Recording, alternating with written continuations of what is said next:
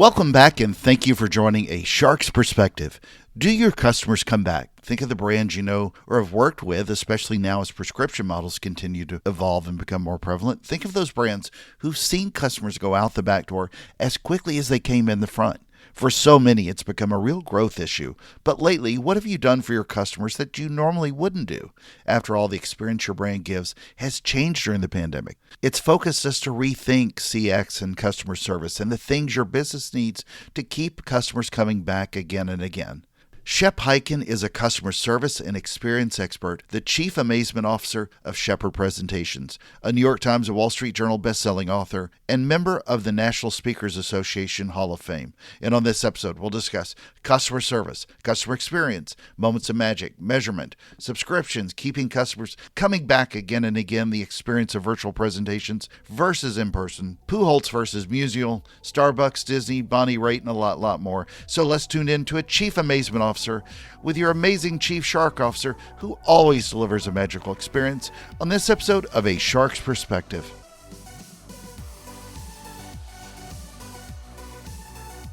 Shep, thank you so much for joining us today on A Shark's Perspective. If you would, tell us a little bit about your background and your career to date. Wow. Well, I'm a customer service and experience expert. Been doing this for a long time since I had hair, which was back in the 1980s. I am passionate about the idea of driving a great experience. From the very beginning of my career as an entrepreneur, which was at age 12 with the birthday party magic show business, my parents taught me some basics about customer service, show appreciation, ask for feedback, improve the show, which is like process improvement for a company, how to ask for extra business from existing clients. And then, of course, I had regular jobs growing up, but graduated college, saw a couple of motivational speakers. I thought because of this entertainment background, and by the way, I graduated from birthday parties to nightclubs and eventually corporate events. I thought I'm going to write a speech on what I learned and what I learned from other companies too. And that's how it all started. And here we are a few decades later.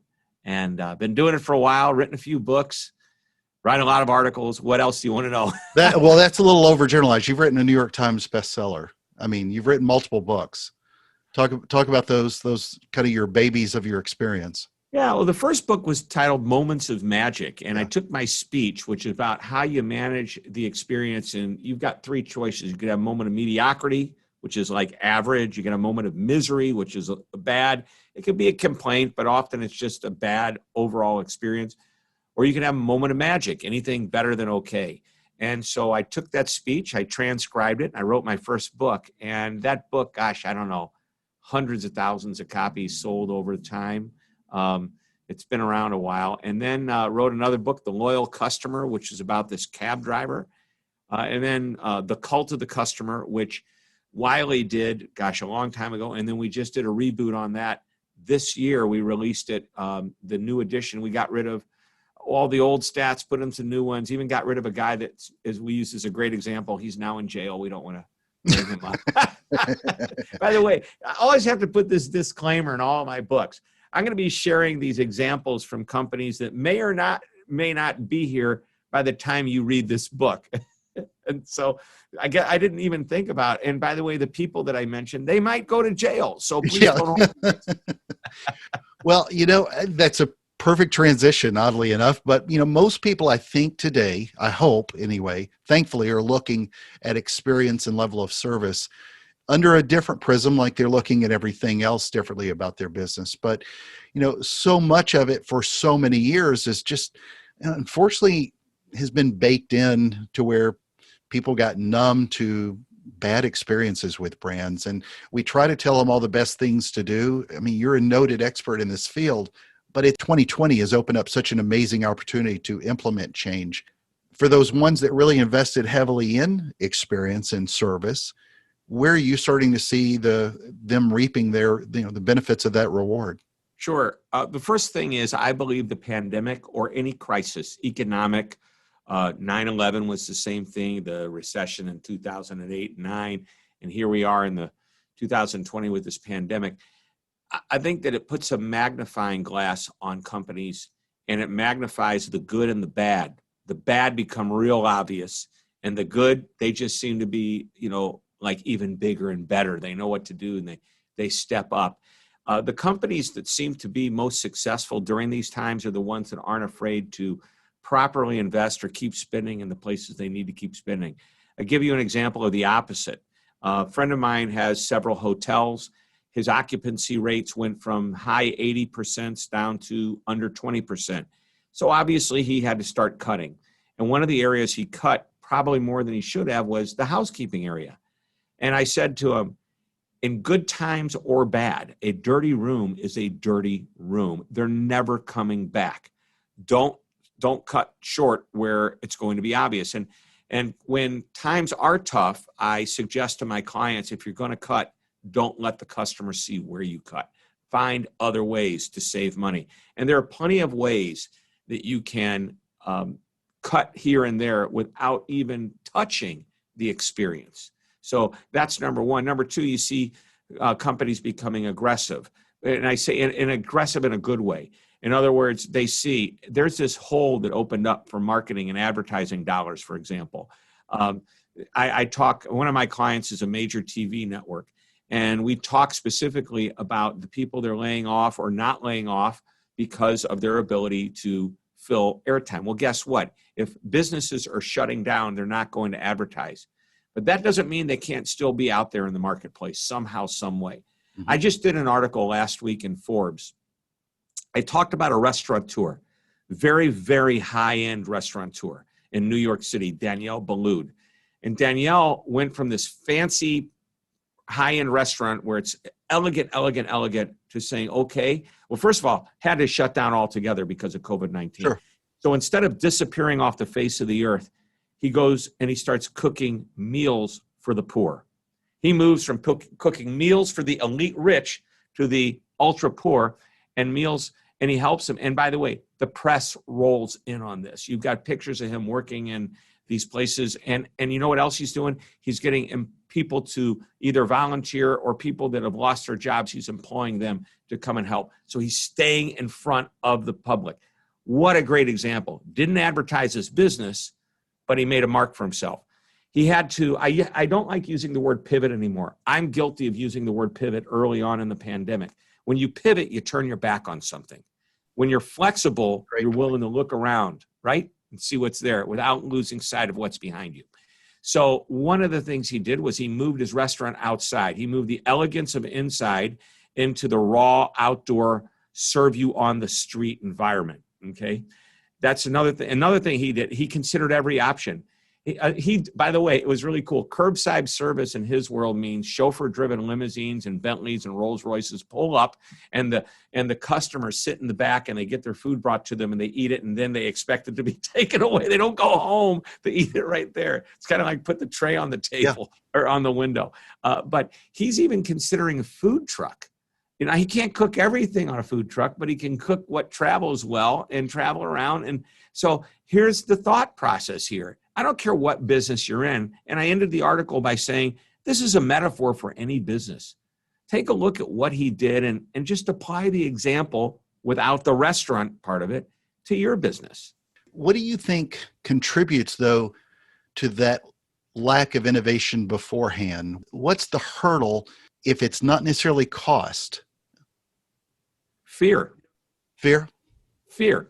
And I'll blame it on leadership, because they don't have the foresight to see what could happen if they spend more, change it up, or cut.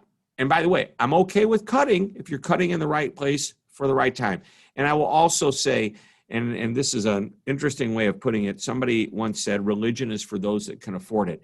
You know what? A successful company becomes sometimes unsuccessful by getting stuck in a rut, by being stuck where they've always been and not seeing forward, or getting hit, hitting a brick wall like this pandemic caused.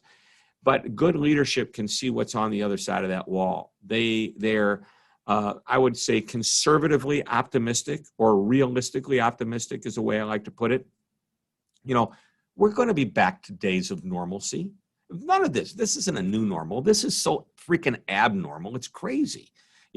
Don't ever say, oh, it's always going to be this way, and sulk and, Remember Eeyore from Winnie the Pooh? Oh yeah. Oh no. I mean, Okay. Yeah. oh boy, so we're gonna get through this. And what's really cool is technology and innovation didn't come about as a result of this. People, companies started to adopt and adapt to what was already there. And we've been pushed 3 to 5 years into the future, because we would be in many of the places we are today about 3 to 5 years from now, whether the pandemic hit us or not. And I mean, by the way, this happened 25 years ago. There was no Zoom 25 years. There was no video conferencing. There might have been about 25 years. I remember, and I believe it was maybe in the late 1980s, I was hired by by Southwestern Bell and AT&T to do a presentation on video conferencing. And so I don't know if you know this. I know, they call you Shark, right? Mm-hmm. My nickname growing up was the Shark. Oh, how There were funny. 2 nicknames I had, the Shark and Magic Man. The Shark because I was a card trick guy, and they call me a card shark, okay? Okay. And that tied into Magic Man. So I was hired to, you knew I did the magic, but I was hired to do a presentation, and I did a magic show with a girl in a completely different city, where she and I interacted for the audience that was right in front of me, and they watched video conferencing taking place. And people were like with their jaws open. She's really like in Las Vegas? Yeah, I was wherever I was, and she was based in Las Vegas. And it blew them away. Well, today it's like, come on, let's go have a Zoom call. Exactly. Zoom is like Kleenex. It could Right, be Zoom. It could be GoToMeeting. It could be any technology. But it's like, pass me a Kleenex. FedEx this for me, when it's really UPS it. They mean overnight it. So that's what we have today. We are so fortunate. And if 25 years from now it happens again, I bet we have a new set of tools that will make us just as fortunate. So anyway, I know I'm rambling a little bit here. No, I agree with all that. And I, just now thinking, because I tend to gripe about this all the time when I think of what we've had to endure, which is watch Netflix and TikToks while our forefathers, my dad was in a World War. I know. I had family that was in World Wars in Korea and Vietnam, and yet I was forced to watch TikTok and Netflix and gripe about it on Twitter. It's a little insane, but I was going to tell you, I am absolutely glad to hear somebody that's an expert like you talk about fear, because one of the chapters I'm writing in my book is about, and I swim with sharks. That's why I got the nickname Shark. I've been swimming with them since I was a little kid. And one of the things that I've really stayed with, because of quite a few former bosses as well, is the fear that they have in making any kind of change. And I think that's so hard for people to discuss or admit or anything else. And it's focused a lot on that service delivery and how it really perfects performance with companies as well. Yeah. So if you really care about a company, you really care about your customer, if you really care about your customer, you will do things that you might not normally do in normal times. For example, when I will admit to, like, I was hit with the brick wall. I knew it was coming. A friend of mine, I sat next to him on an airplane in late January, and he says, "Oh, wait till you see what happens. This is like nothing you've ever seen." By mid-February, nobody had, it was March 13th when we officially went into the pandemic. But I said, this is bad. I went to a conference in Houston with a bunch of professional speakers. It was the weekend. Like sometime around February 29th or 28th, 29th. I don't know if it was a leap year or not. March 30th or March 1st rolled around. And I said on Friday, I'll bet starting next month, bookings start to cancel. Well, on Saturday night, I get a call from a client who I'm going to leave Houston to go to Miami to speak to their event. At their event, they said, Saturday night, we've canceled. We're telling everybody, don't fly out tomorrow. What? By Monday, a few more had canceled. By the end of the week, I had 7 cancellations. By the end of the next week or week after that, everything in my book was gone. So I sat there blown away thinking, okay, there goes like my year. What's going to happen? We've only had 2 months of income, so to speak. And I really went into deep introspective. And I also watched what my colleagues were doing. I think this is a great time. Leaders need to see what everyone else is doing. Not just your direct competition, Absolutely. but I mean, what's the industry doing? What's happening? And I took notes, and then it took about 2 weeks. I started to move, and I went and moved very fast. For my business, it was moving to virtual presentations. I had a studio. I've been doing virtual presentations for years, maybe 15 a year. Well, now I'm going to do 15 a month. But here's what I did for my clients. I called them all up because they were scared to death. And I said, what can I do to support you? The clock is not running, meaning I'm not going to charge them. I will, at no charge, do a presentation for your people if you want me to. I'll talk about the way I see things happening, how we have to handle our customers, and how we need to be thinking. And again, if you like my perspective, I'll send you the outline of the speech, but I'm doing this for all of my clients at no charge. I want to show them that I want to care, but I want to be relevant to them when there's no need to be relevant to them. They may need it, but I didn't have to do this. It was just because I wanted to. And you know what? It kept me busy. It kept me focused. It kept me optimistic. And it kept me engaged with all the people that I love to work with. Real quick comment. I really like your speaker demo reel on your site, and it brought up something that I look at quite a lot with businesses. A lot of people do sort of a same, rinse, wash, repeat strategy, if you will. It sort of limits their thinking. But you talk about in that demo reel and in some of your speeches that you're not just competing with other people, as you just mentioned, in your industry. When you think about customer service and customer experience, kind of elaborate, if you will, what you mean by that. I mean, I do this even like just as a joke when I talk about other podcasts. People, if you're Bob's Accounting Shop, you're not competing with H&R Block's Accounting Shop podcast. You're competing with the Joe Rogan Experience. And the same thing applies with customer service and customer learning. I know everybody always immediately goes to what their competitors are doing at, say, Marriott versus Hilton, but that they may be comparing that to Disney or Amazon or anything else. I know you speak about this much better than I do, so please kind of unpack what I just said. Sure. And I think you bring up a really good point. Just take a look at Marriott and Hilton, direct competitors, but they're constantly pushing the envelope. They're not just trying to create a better hotel experience. They're trying to compete and create with what the customer's idea of an experience is. So many years ago, there was something I refer to as the amenity wars. And some really smart hotelier said, you know what? I bet people would like a mint on their pillow before they go to bed. Okay. And so somebody first, who I don't know who it was, put a mint on a pillow, and then a hotel across the street or down the road found out about it and said, well, we can do that. And they put their mint on the pillow. Then somebody said, I bet they'd like newspapers at their doorstep, right? And then another hotel did it. And before you know it, all these amenities become commonplace.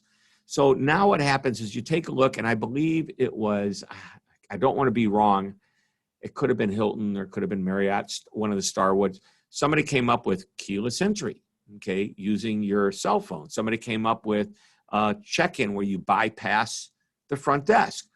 So what were they doing? They were looking at all these technologies that are available to any company and saying, you know what can we do to enhance the experience we have inside our own business? Customers don't compare you to a direct competitor anymore. They compare you to the best service they've ever had. And if I ask you, what's the best favorite company that you think is the easiest company to do business with, you're probably going to tell me what 99% of the people probably say Disney. Well, Disney's one of your favorite companies to go to, but who's the easiest? Oh, Amazon, absolutely. You do business with Amazon. Yeah, Amazon, right. So, by the way, Disney sets the bar pretty high. You go to Disney and you experience that, and you go, exactly. Why can't all the hotels be like this? Okay, right? You go to Amazon, and they don't even create a human-to-human experience. They actually have a pretty good customer support department if you need it. But you can't call them. Do you know what they do? They call you. So you go online and you try to figure it out yourself, and they give you every tool to do that. But the backstop is, do you want us to call you? And you go, yeah, put in your phone number. And about the time you push send, that phone rings. Well, it's Amazon. And it takes sometimes maybe 5-10 seconds for somebody to call them on and say, hey, it's Amazon. What do you need? But this is what's cool, is that they've created this great system. You usually don't need the support. Well, they've created what some people refer to as the now economy.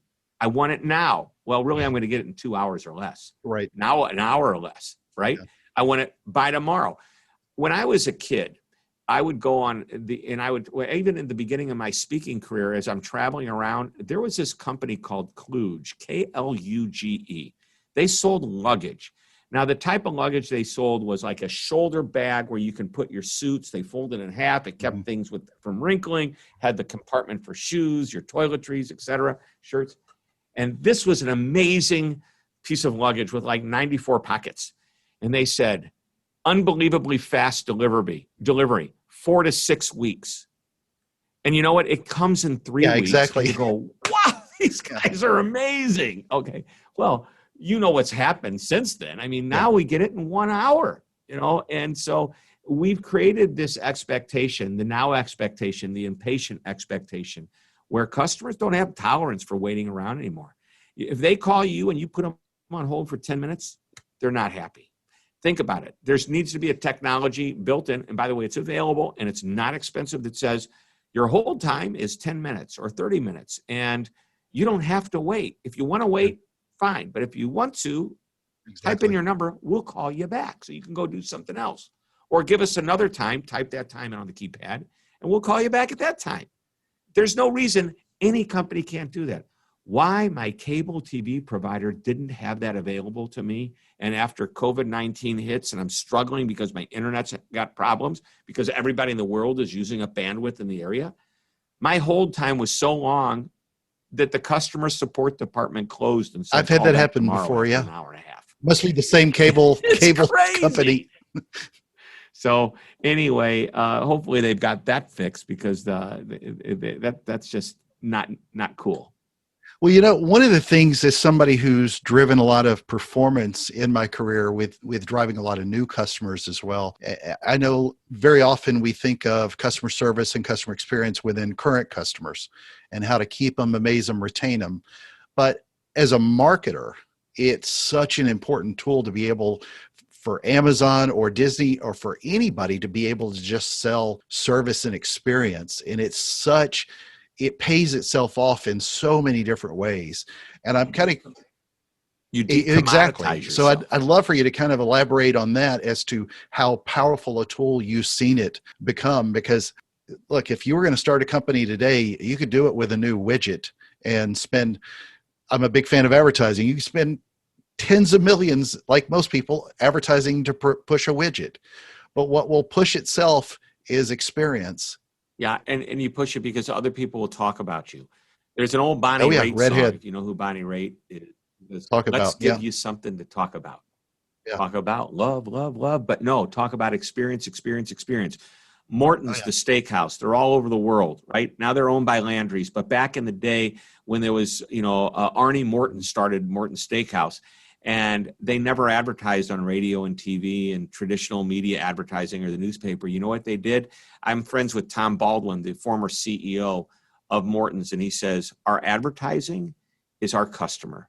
Our marketing department are the people who make the steaks, serve the steaks. Yeah. I metaphorically, whatever you're ordering, and it's the employees are doing such a good job that they get those guests to go out and come back again and bring their friends.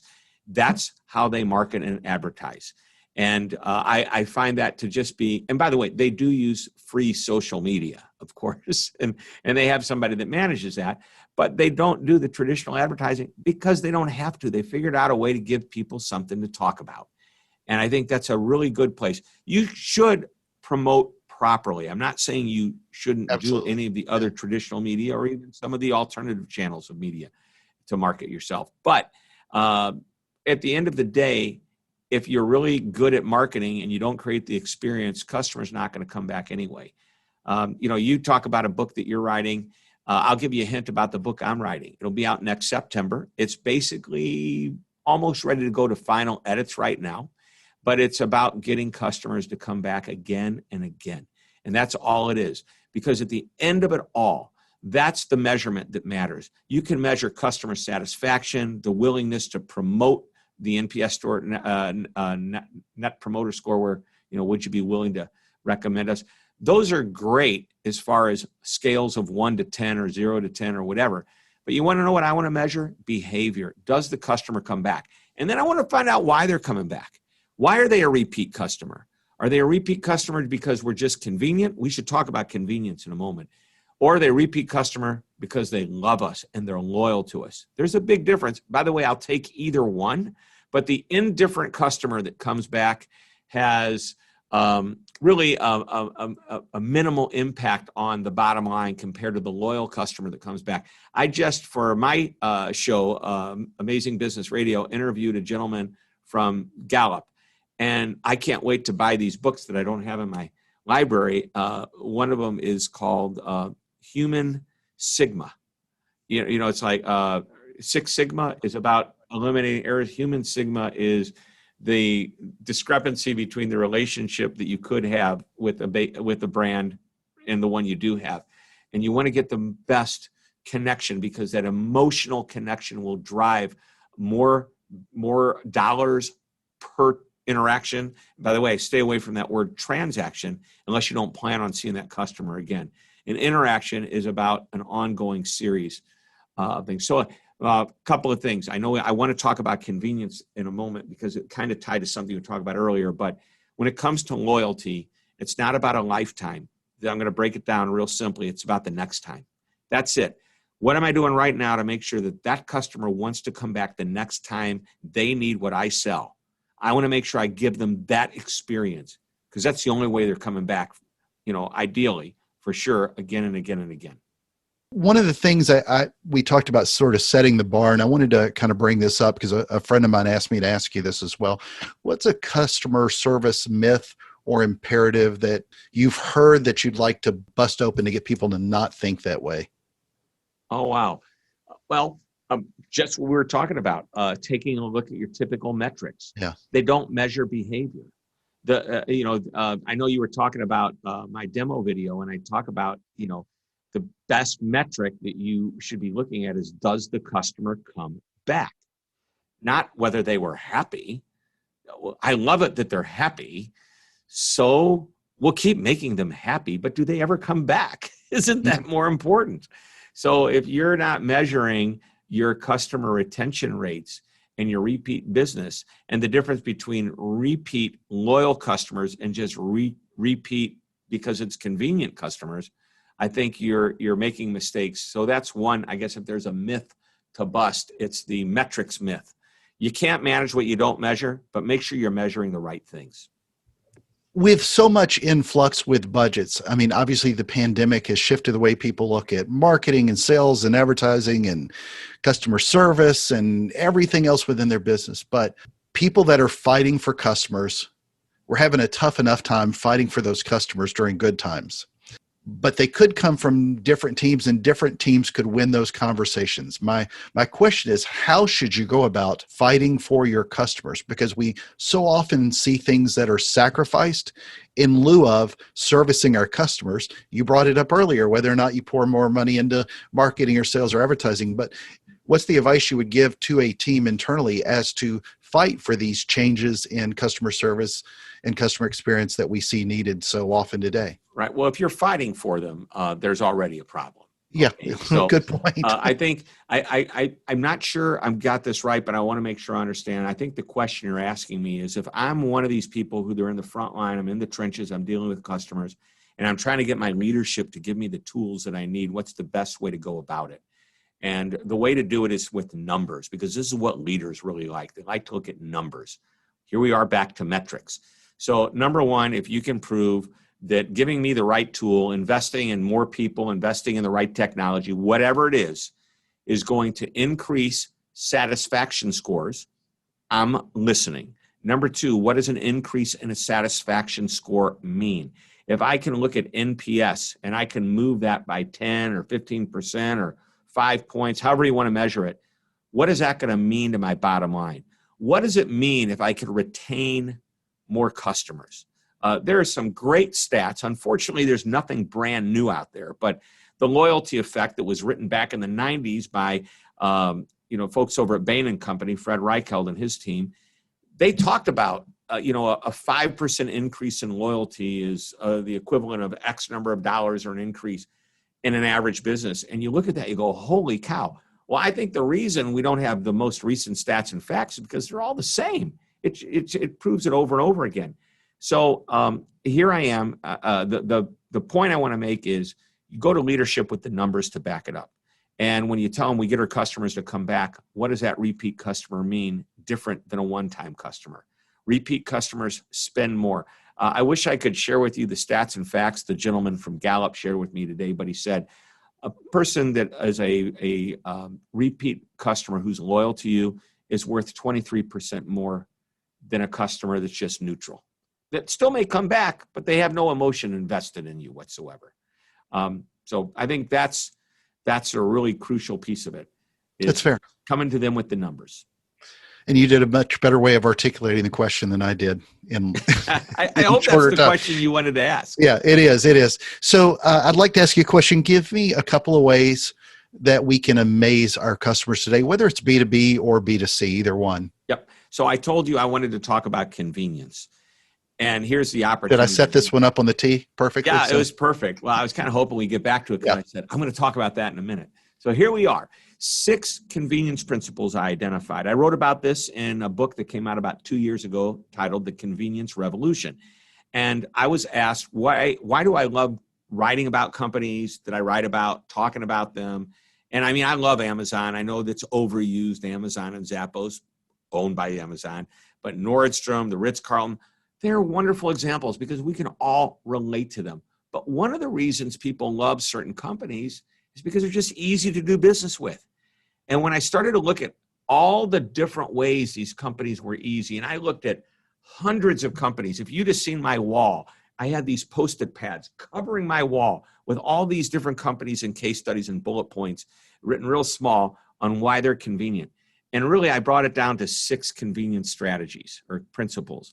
And the first is in all 6, and that is they reduce friction. Just figure out ways to eliminate friction. Don't make people wait on hold for 10 minutes or an hour and a half. Give them that option. That's reducing friction. Number 2 is give a self-service solution. Is there a way that a customer can take advantage and take control of their own situation? And it's not just in customer service looking for answers to questions. It could be Amazon, great job. They've given you complete control over your shopping experience. Number 3 is use technology in the right way. By the way, you don't have to use all 6 of these. You can use one to distance yourself or completely disrupt your competitor. Some companies use 2 or 3, and companies like Amazon and many other rock stars out there are using all 6. Technology can drive a great experience. When I can go online and book my appointment with my doctor, my car dealership, so much easier than having to call and being put on hold because they're talking to somebody on the other side of the counter or whatever. You follow me. Technology. Number 4 is subscription. Almost any business can become a subscription model. Customers love it because things happen automatically. Companies love it because it's recurring income. Number 5 is the delivery idea. Can you take it to the customer? My car dealership, before COVID, when I bought my car, they brought it to me. I didn't go to the dealership. Every time I need service, they bring me a car, pick mine up, take it back. I don't go into the dealership unless I want to buy a car. Or today, they don't even tell you to come in. What kind of car do you like? Go online, pick out the color and everything. We'll bring it over to you, see what you think. Pretty cool. And then number 6 is access. Accessibility in the form of if you're a local business, it might be logistical, geographical access. Think about Walmart, which is big. I think they said 90% of the U.S. population lives within 10 minutes of a Walmart. That's logistically accessible. But you have hours of operation. Amazon's open 24/7. You can call customer support teams from companies that may not be open during the evenings, but you can still get their customer support team. They're available to you 24 hours a day. So those types of accessibility. So those 6 principles. You can be great in one and disrupt your competitor. It might take 2 or 3, or you might be able to use all 6. But that is how you differentiate yourself. That's how you distance yourself and disrupt the competitor and create fierce loyalty. Because if you're easier than they are, people won't leave you. Fantastic.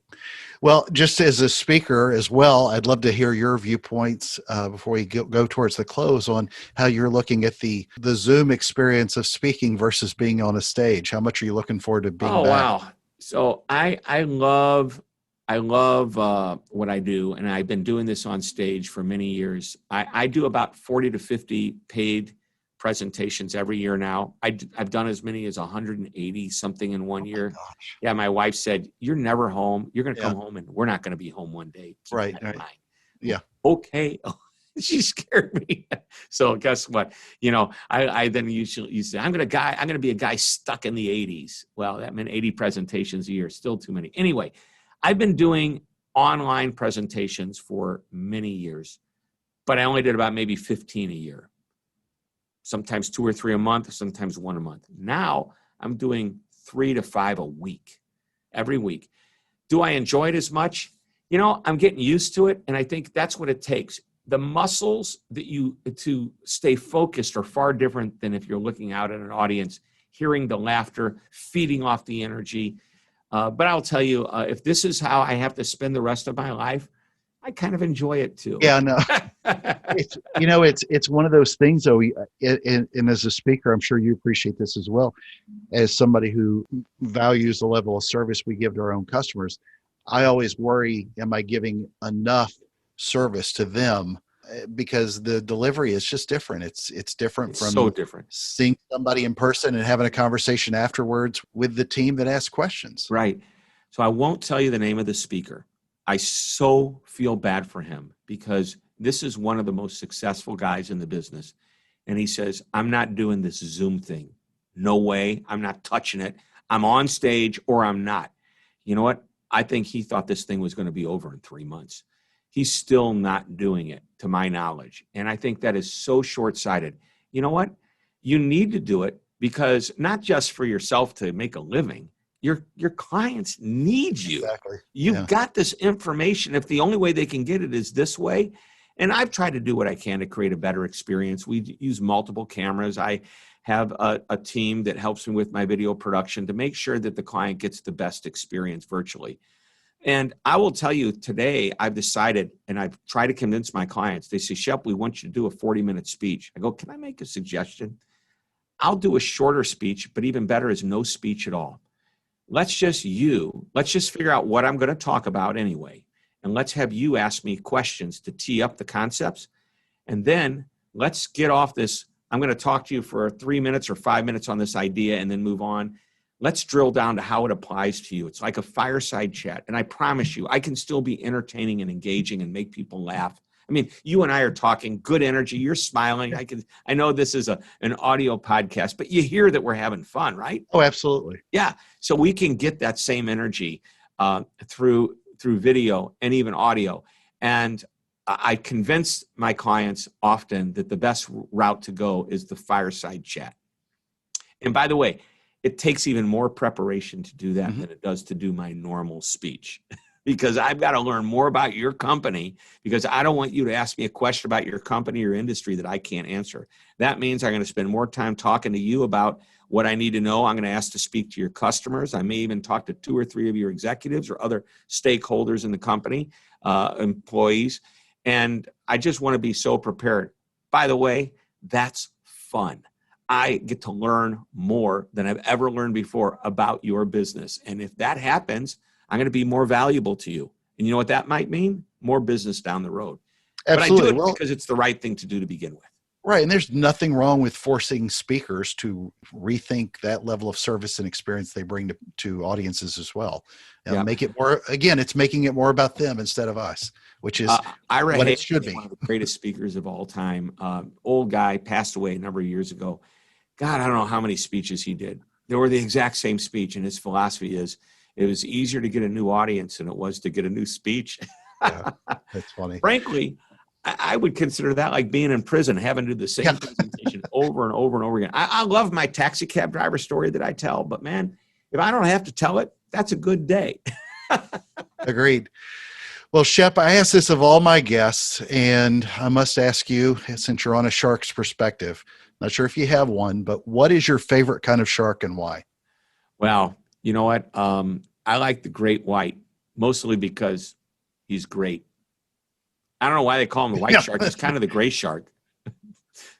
Yeah, no, wait, which one did you say? I don't know. Here's actually, I don't know. I'm thinking great whites because they're the most famous ones. I don't know. The humpback. But you know what I love about the shark?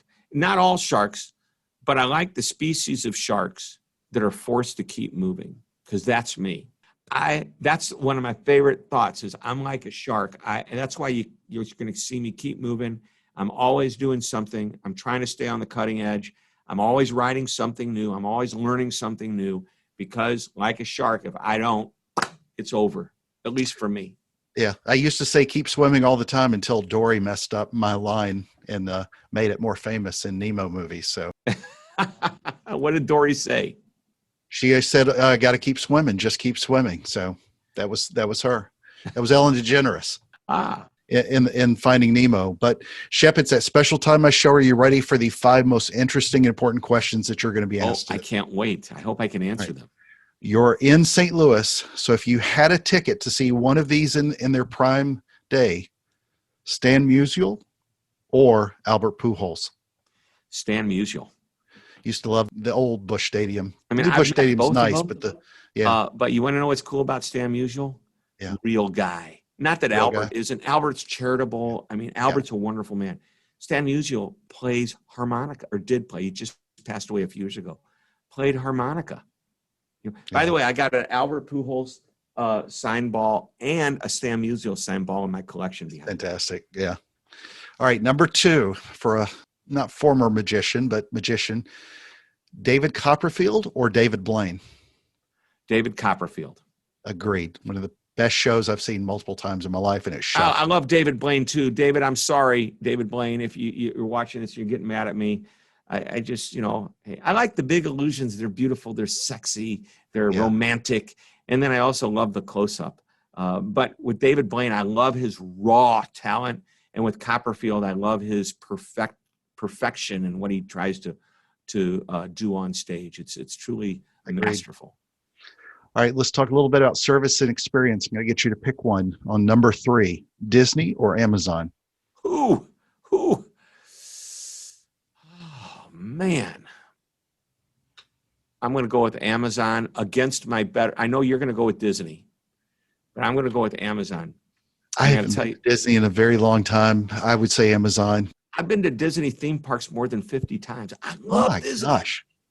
But I have to look at what Amazon has done from the standpoint of innovation and the impact they've had on the world and the impact they've had on customers, forcing so many other companies to raise the bar because they've set the bar high, not just for the industry, but for the entire customer experience world.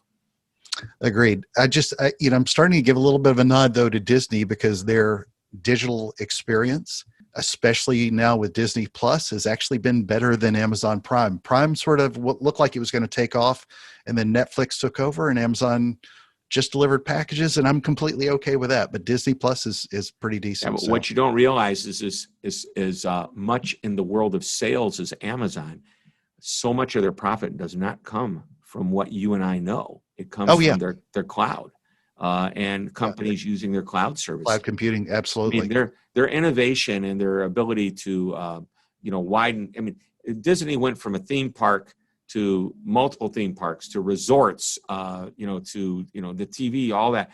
They also widened the net, if you will. But Amazon, wow, I just don't know. Not only that, Jeff Bezos is like the richest guy in the world, right? He's got to be cool. He's doing okay. All right, number 4, you have a famous taxi cab story in your presentations. Yes. Your choice today, since you were you also mentioned New York, taxi or an Uber or Lyft. Pick either one of those. Oh my gosh. It's I want to go with the guy that's the driver that's most friendly and hassle-free. So I'm going to go, I mean, to me, Uber and Lyft are practically the same. Yeah. So I'm going to go with the digital experience because and I use this example in my book. Back in the day when I live in an urban area now, but I was in the suburbs. If I needed a taxi, I had to call. But if I had an Uber, I just look at the app. I know how far away they are. I got to go with the technology. Sorry, taxi cab drivers. Yeah, no kidding. Number 5, and the most important question that you're going to be asked today is biscuits or cornbread? Definitely biscuits. I'm a biscuit guy. You can put honey on them. You can put jelly on them. You can put gravy on them. And you can put chicken on them. Yeah, true. It tastes good. Chick-fil-A. So, Shep, where can people find out more about you, look for your books, keep up with what you're doing in thought leadership and more? Sure, just go to hyken.com, HYKEN.com. And hey, while you're there, this is a cool thing. I created this report called the ACA Achieving Customer Amazement Report. It's a survey of over 1,000 customers, and we did it with Qualtrics. They were great to work with. And that is available at no charge. You can download it. It's free, and it's got tons of stats and facts to support what we talked about today. I'll link it from my website as well so they can get to it. So, Shep, thank you again for being with us today on A Shark's Perspective. My pleasure. Thanks for having me.